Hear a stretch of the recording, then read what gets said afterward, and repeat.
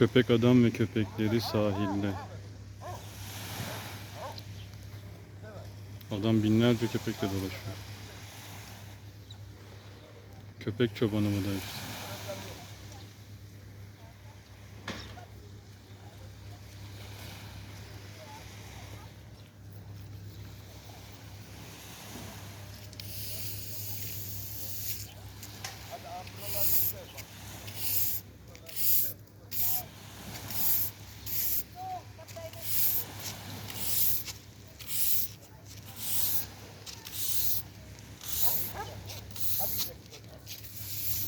Hadi gidin bakalım.